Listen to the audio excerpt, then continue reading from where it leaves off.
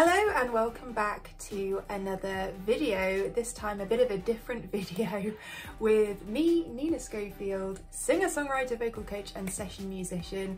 Still saying my intro, I'm still going to say my intro even though this is a Q&A video. I put a message out recently on my community tab asking if you have any questions for me and you did, so I'm very excited to be sitting down. I've got a nice cup of tea ready and just gonna have a chat really, answer your questions and see what you have to say, and I'm hoping I can fit this into one video. You have asked me a lot of questions, so this might be a two-parter. I'll see how it goes, see how long this video is. So let's begin.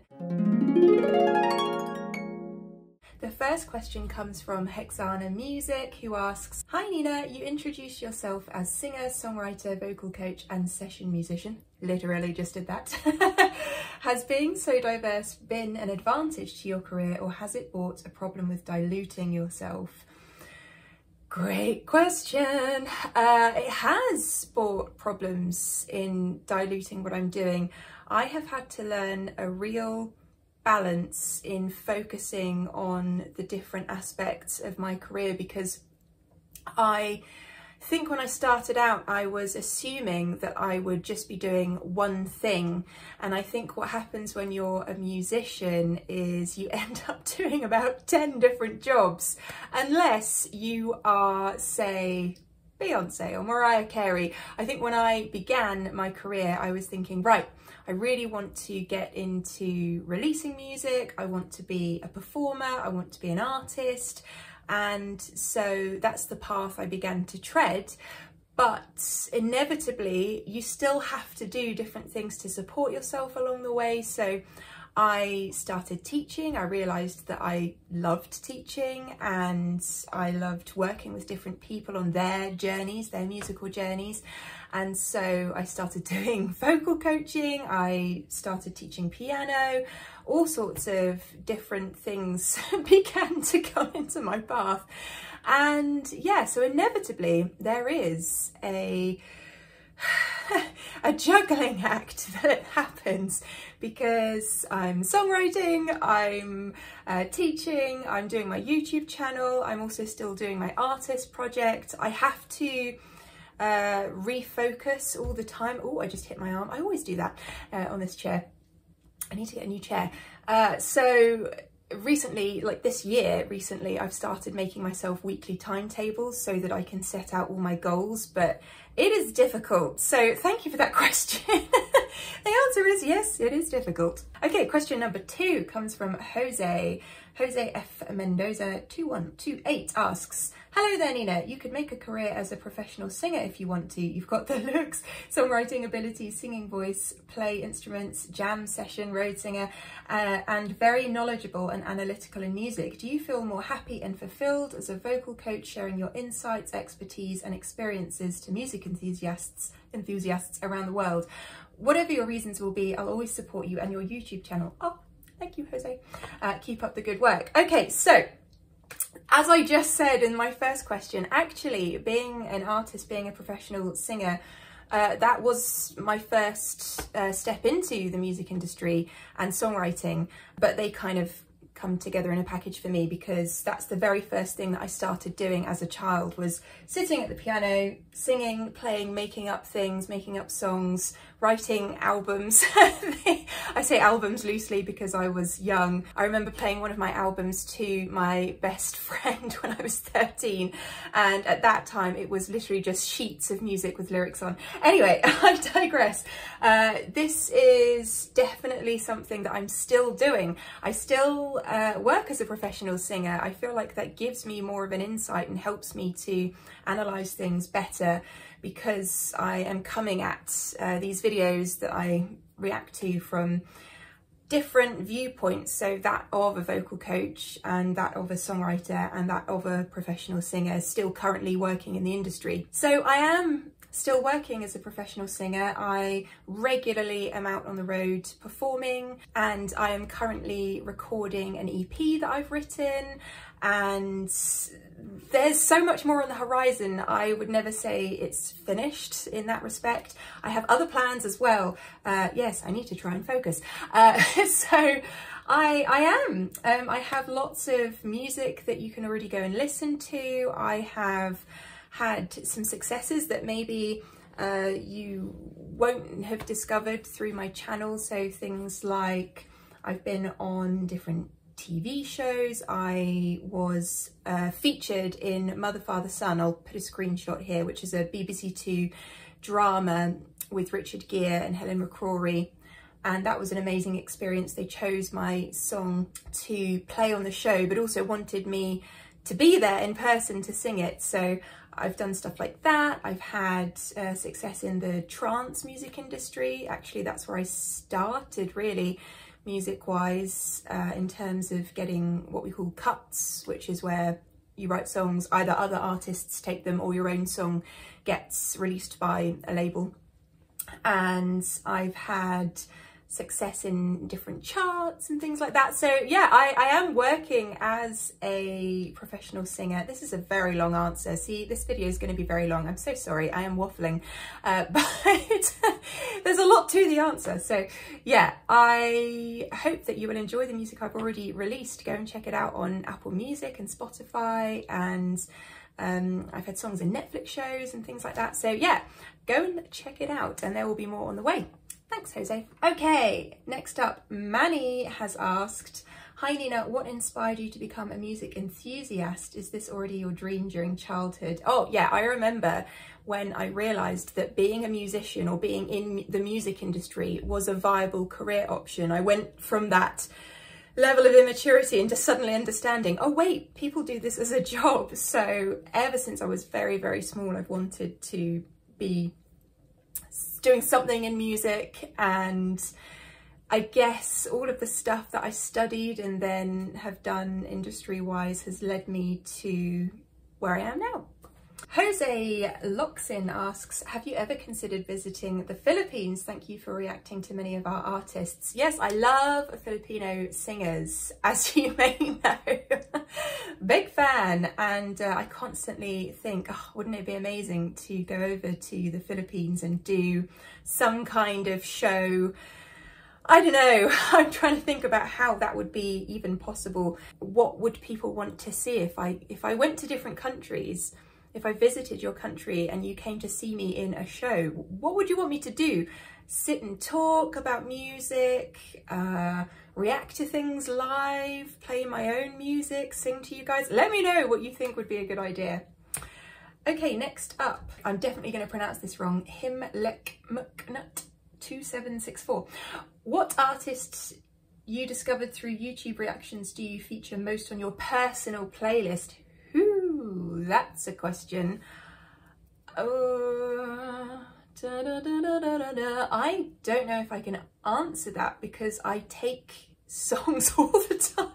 I just, you know how I react to lots of random songs? I just end up putting all of them into my playlists. I've added a lot of Aurora.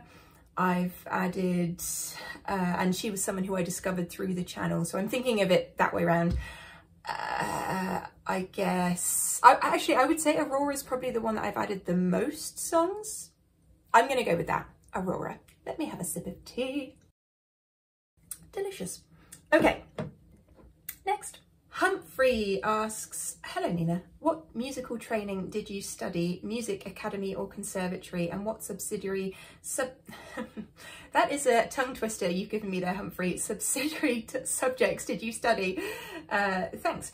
So I went to the Academy of I can't even say that, the Academy of Contemporary Music in Guildford. Before that I studied all of my ABRSM, which is the Associated AB Board RSM of the Royal School of Music grades that they're kind of the standard, one of the boards that's respected here in the UK and I think in other countries as well. for piano and for singing. So I did up to my grade 8s for both of those, which is the max grade that you can do, and earned my distinctions for both of those, which is the max level that you can achieve for those. And then I went to the Academy of Contemporary Music. In the interim of that, I studied music and music technology at A level, which really helps me with, especially music tech, really helps me with producing, obviously, but with my analytics when it comes to, or my analytical mind when it comes to production that I'm listening to in songs. That really helps me pick things apart. And I did my music theory exams, my grade board exams for those. And then, yeah, I went to the Academy of Contemporary Music. I studied contemporary vocals, and within that we had business studies, vocal technique, and performance studies. So I had to do a performance, I had to put together a show with a band for the degree, and I got my BA Hons degree in that. So I hope that answers your question. Next question, R1CHK1N asks, out of all the bands, artists you have reacted to so far, which one would you like to see live the most? For me, I would love to go and see Nightwish at some point. Just have to wait for them to play. I have to read more of this one.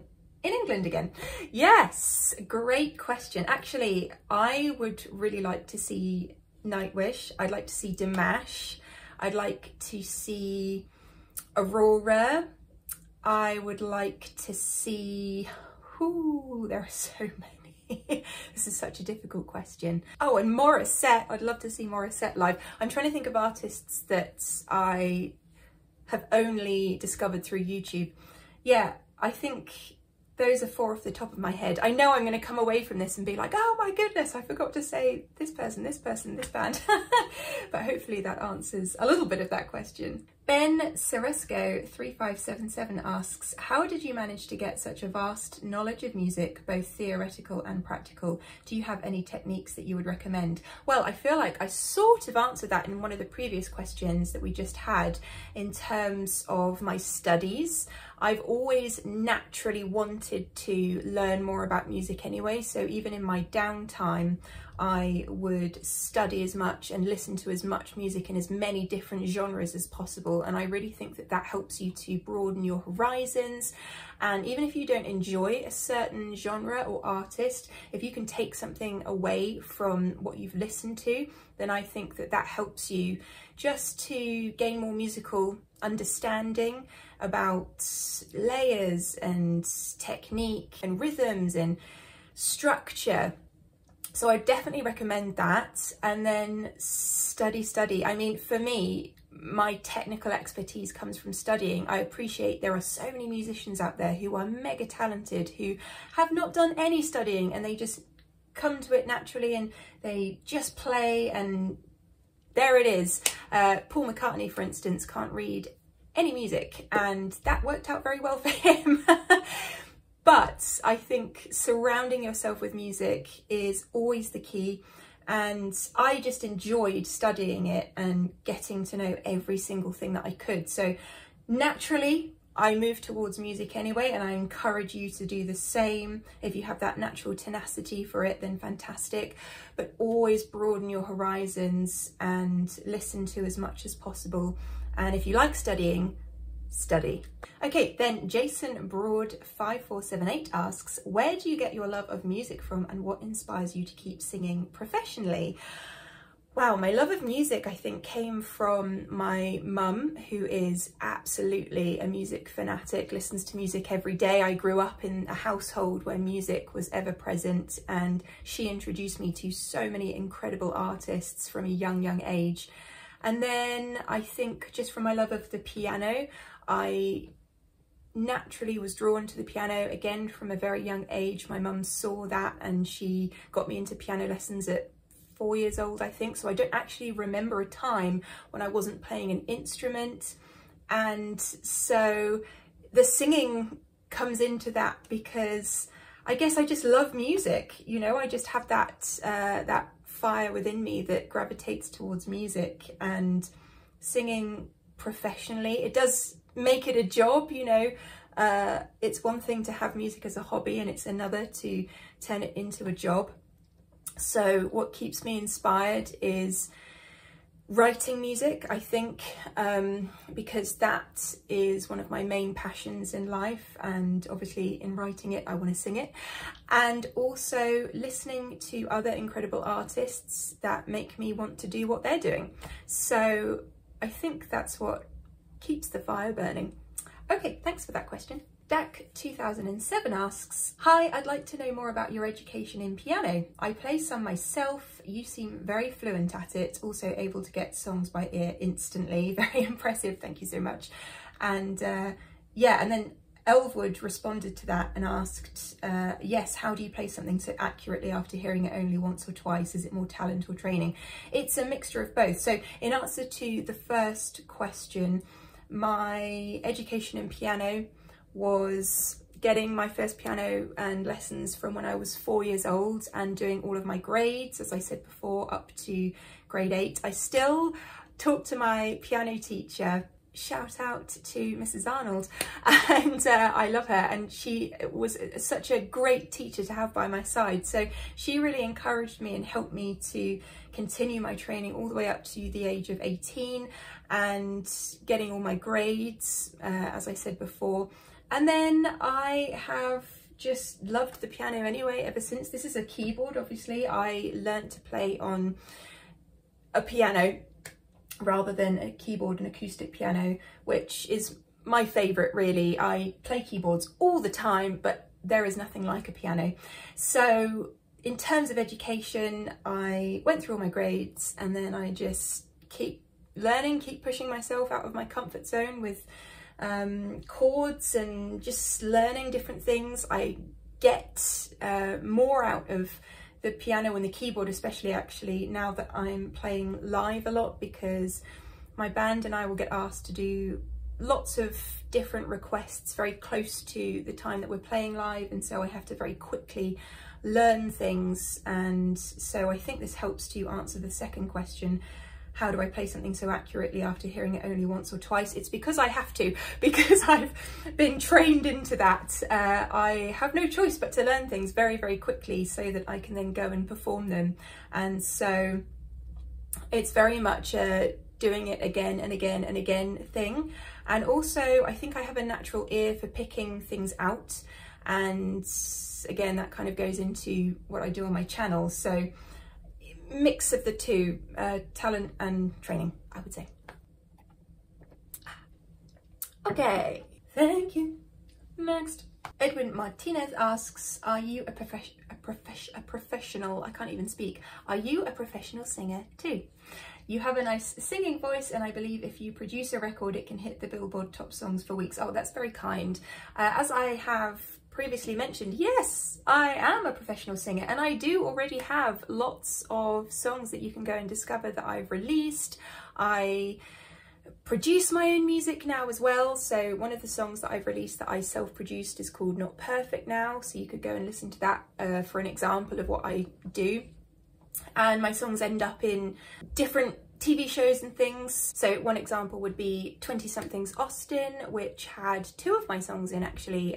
My Life was in the credits of that show, the final credits as the scene is ending. And these are songs that, well, Thriving I wrote completely by myself. My Life I wrote with a team in Sweden. So I love still releasing music, and you know, you never know where it might go. It's not that I'm not doing that.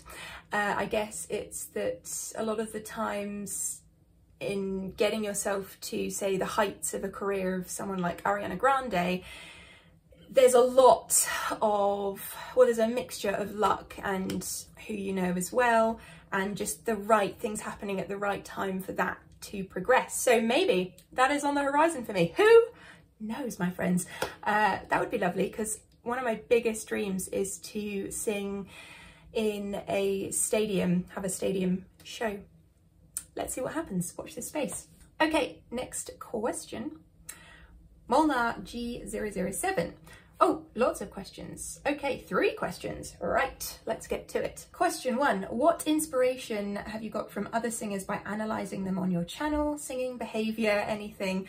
That's a really interesting question. Funnily enough, when I was recording a cover recently that I posted on my Patreon channel, I realised that some of my physical movements, I don't know if I've picked them up from Aurora, but I feel like I'm doing some of that.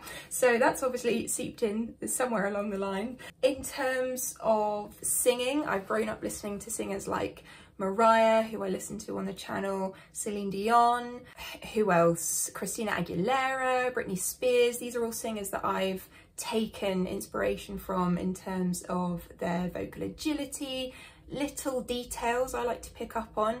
Whitney Houston. Big female singers, I think, have inspired me in that way. Question 2, does it ever annoy you when we, the audience, try to suggest something again and again because we believe it's worth your time? If not, check Diana and Kudanova. Yes, no, it doesn't annoy me at all.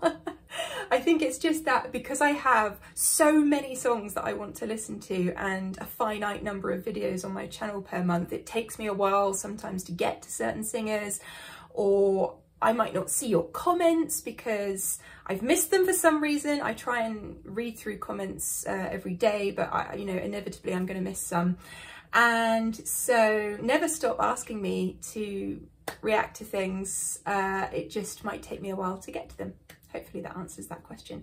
And then finally, from this 3-parter, what were the top 10 moments when your jaw was on the floor, truly surprised by the talent of the singers you analyse? Top 10 moments, my goodness, that's a lot of moments. Let me give you a couple that I can just think of right now. Fresh in my mind is Baby Metal, and the first time I heard Baby Metal was actually over on my Patreon channel. With one of my patrons suggested that I listen to them, and I was like, yeah, sure. Popped that little number on and I was blown back in my seat, and I continue to be.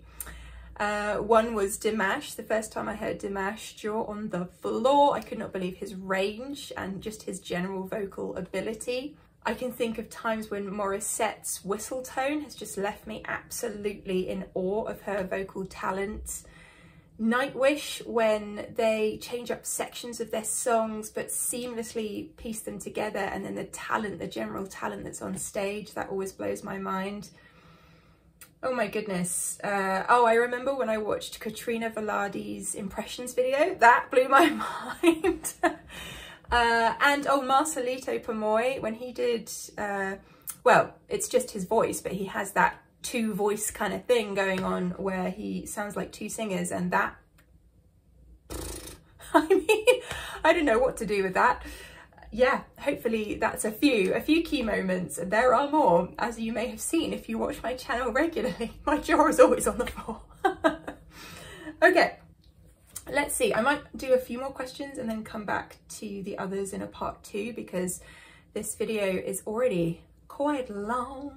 Adrienne, thank you for your question. You have asked, what is your favourite genre of music you enjoy on a cosy Sunday morning or a warm summer evening? Oh, thank you for making me even just stop for a minute and think about those 2 scenes, because they're both lovely.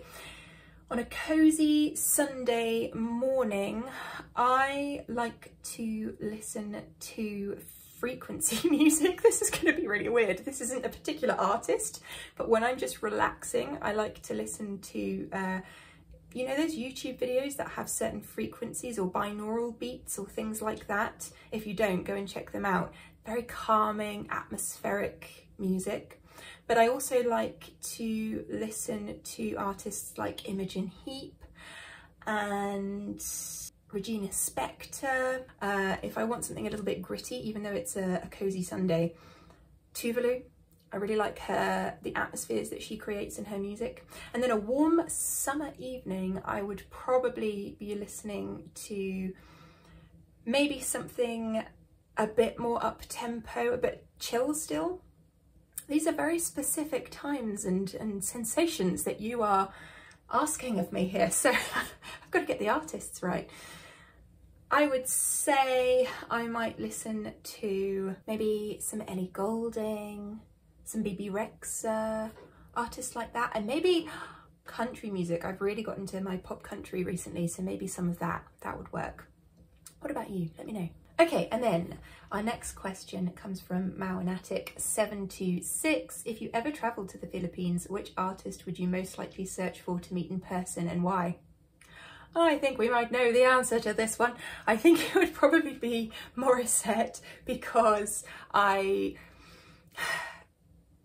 just love her. It's not to say I don't love all the other Filipino artists that I watch and listen to. Of course, I'm still discovering more. But I think that because I did my interview with her, and it would just be nice to sit down with her in person and chat all things music, maybe sing a song or two. Yeah. Anna Dang3385 asks, did you learn to play the piano or sing first? What inspired you to begin to analyse other artists' work? So the piano was definitely the first thing that I learnt, because I didn't actually have singing lessons per se until I was about 10, 11 years old onwards. But I know that my mum said I used to sing in the pram. She would push me along and I would make up little melodies and sing them out loud to her. So I know that they both started quite young, but lessons wise, piano first, singing later. And then what inspired me to begin to analyse other artists' work? It's something that I've done in my music education. I had to do it for my music tech A-level, and I realised it was something that I enjoyed, and I was good at picking out different elements of songs and breaking things apart, and that made me kind of excited to know that I could hear what was going on. And at some stage, I can't remember when it was, but I discovered reaction videos, and I thought it would be so interesting to do that, but add that analytical thing in, add the theory in, add all the production elements in, what I can hear. Because I can do that, why not do it on YouTube? There we go. Okay, so I think I'm going to stop this video there for the moment. I've got loads of other questions, so I will come back and do a part 2 of this. I've got some questions from Instagram as well. So yeah, lots more to answer. So if I haven't answered your question yet, do not fear. I shall get to it in my part 2 of this Q&A. But thank you so much so far for watching and just spending a little bit of time with me in a different way. I thought it would be fun to do something like this. If you have any other ideas of videos I can do where we just hang out, let me know, and I'll look forward to that. And I'll also look forward to seeing you on part 2 of my Q&A very soon. I will make sure I film that in the coming days. And yeah, I will see you soon on another video. Have a lovely rest of your day and love you, bye.